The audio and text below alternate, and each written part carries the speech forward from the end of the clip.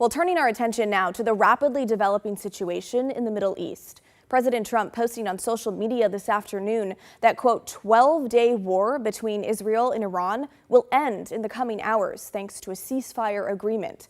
And within the last hour, Iran said as long as Israel stopped its attacks by 4 a.m. local time, they would halt their attacks as well. As of this moment, no Israeli strikes have been reported after 4 a.m. in Tehran.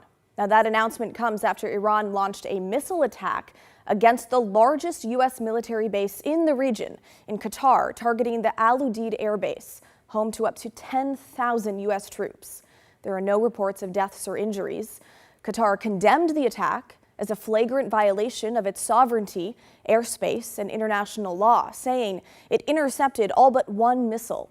Iran warned ahead of time it was retaliating against the U.S. strikes on 3 key Iranian nuclear facilities. And we're getting our first look now at those targets, thanks to satellite imagery. Isfahan Technology Center taking a direct hit, and at Natanz, a crater remains where a bomb hit, but it's difficult to determine damage at a third facility buried deep underground. And it's unclear where Iran stored its enriched uranium and if it was hit. The Trump administration is confident it was.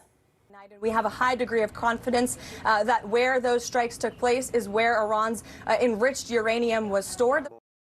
Iran is turning to Russia now, its foreign minister meeting with Russian President Putin, and there are still concerns that Iran could potentially activate sleeper cells that it claims to have on U.S. soil.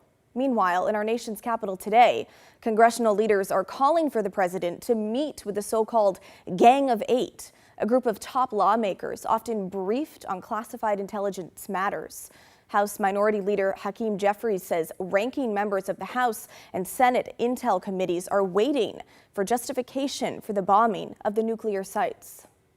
The use of military force, which is offensive in nature, must be approved by the House and the Senate. That's according to the Constitution. It's not optional, Donald. It's not. Yes, we can never allow Iran to become a nuclear power. And of course, Israel has the right to defend itself, and will support Israel's security in an ironclad manner. But the Trump administration intentionally decided to ignore the aggressive diplomacy that was available to it to try to address the Iranian nuclear threat and ignore the requirements of the Constitution, and now they've got to explain why. President Trump is scheduled to travel to the NATO summit in the Netherlands tomorrow morning. By that time, we should know whether or not the ceasefire he announced is actually holding.